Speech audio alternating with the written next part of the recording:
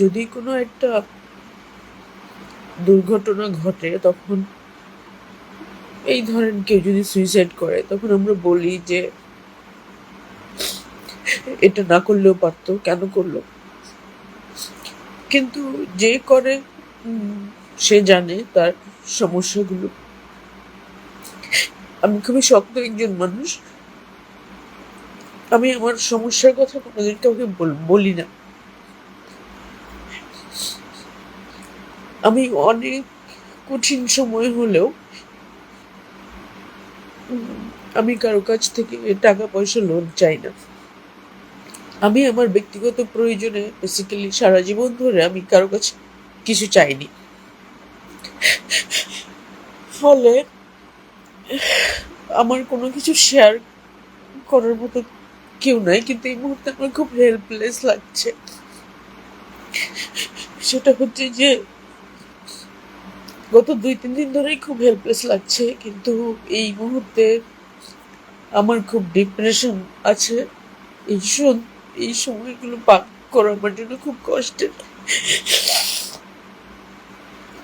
গত 2 বছর ধরে আমি বেকার, আমার কোনো কাজ নেই। অনলাইনে প্রতিদিন আমি নোংরা গালিগালাজ শুনি, মানে যে আমি সারা জীবন নিজেকে নিজের অর্থনৈতিক স্বাধীনতা নিজে নিশ্চিত করেছি, সে আমাকে নিয়ে এখন আমার মা বাবা টেনশন করে, তাদের কাছ থেকে আমার সাহায্য নিতে হয়। তো আমি আর পারছি না, আমি এই জন্য কিছু জিনিস শেয়ার করছি। গত 2 বছর ধরে দেশের এই পলিটিক্যাল সিচুয়েশনে আমি যে সমস্যার মুখোমুখি হচ্ছি এটা কেউ জানে না। যেহেতু আমি বাংলাদেশের স্বাধীনতা ও মুক্তিযুদ্ধের পক্ষের লোক, কারণ আমি বাংলাদেশকে ভালোবাসি, সে কারণে একটা শ্রেণীর মানুষ আমাকে প্রতিনিয়ত হুমকি, নির্যাতন, অনলাইনে বলি করে আসছে। এগুলোতে আমার কিছু যায় আসে না, আমি সহ্য করেছি, আমি কোনোদিন কারোর সাথে শেয়ার করিনি। এবং সম্প্রতি যেহেতু আওয়ামী ফ্যাসিস্ট ট্যাগ পেয়েছি, মানে আমাকে এই টাইটেল দেওয়া হয়েছে স্বৈরাচারের দোসর, রাষ্ট্রীয়ভাবে আমাকে অনেকগুলো মামলা দেওয়া হয়েছে।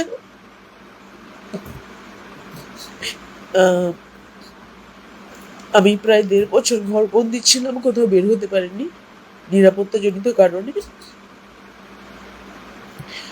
আর হচ্ছে যে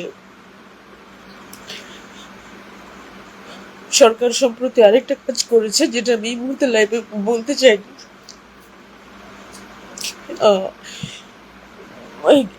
এটার পরে আমি অনেক বেশি ভেঙে পড়েছি, কিন্তু আমি আসলে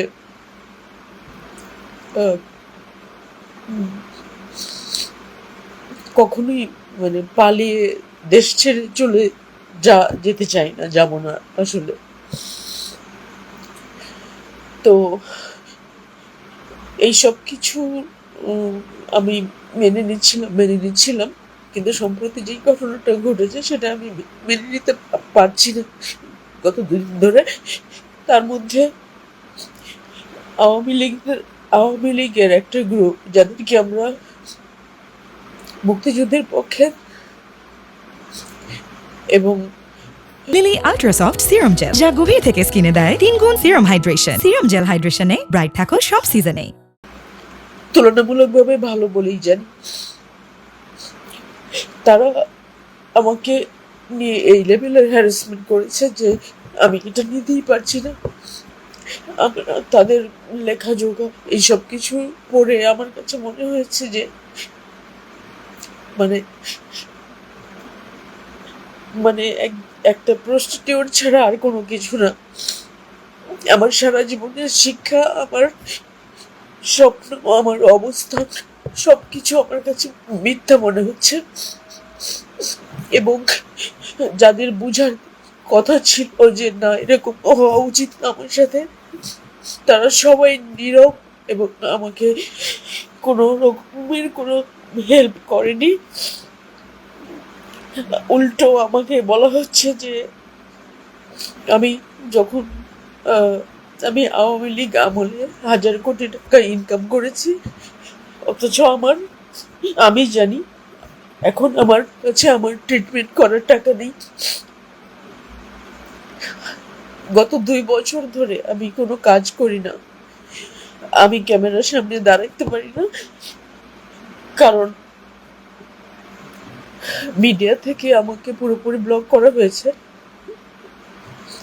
আমাকে বলা হচ্ছে যে আলো আসবে এই গ্রুপে আমি কেন ছিলাম। সাধারণ যোগাযোগের একটা গ্রুপকে একটা একটা ভয়াবহ কিছুতে মানে একটা ভয়াবহ কিছু ইমেজ দাঁড় করানো হয়েছে, যার জন্য টোটাল সামাজিকভাবে আমাদেরকে বয়কট করা হয়েছে।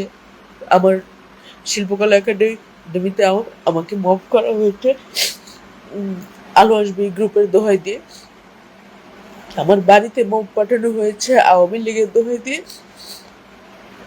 আমাকে বেকার বানানো হয়েছে পুরোদমে আওয়ামী লীগের মানে স্বৈরাচারের দোষর। আমাকে হত্যা মামলার আসামি বানানো হয়েছে।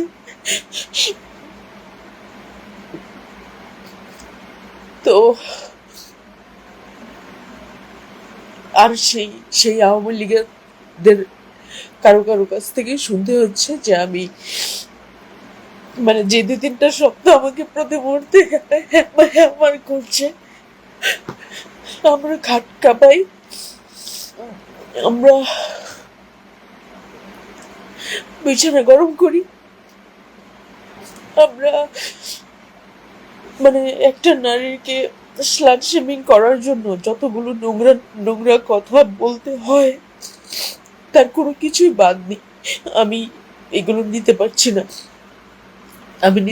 না, এবং যাদেরকে আমাদের পক্ষের লোক ভাবি তাদের থেকে এই ধরনের কথা তো আরো আর নিতে পারছি না। আমার সমস্ত ধৈর্যের, আমার সব ক্ষমতা শেষ। তার মধ্যে সরকার পক্ষ থেকে মামলা, কোথাও যেতে পারছি না আমি। অথচ কি অভিযোগ, আমার কি দোষ, আমি কিছু জানি না। মিডিয়ার প্রত্যেকটা চ্যানেলে ব্ল্যাক লিস্টেড করে নাম পাঠানো আছে যাতে কোনো কাজ আমাদেরকে না নেওয়া হয়। যারা আমাকে নিয়ে কাজ করতে চায় তারা বলেছে তারা আমাকে নিয়ে কাজ করতে এখন ভয় পাচ্ছে, আর বাকি সবাই বলছে সব ঠিক হয়ে যাবে, সব ঠিক হয়ে যাবে আর কিছুদিন।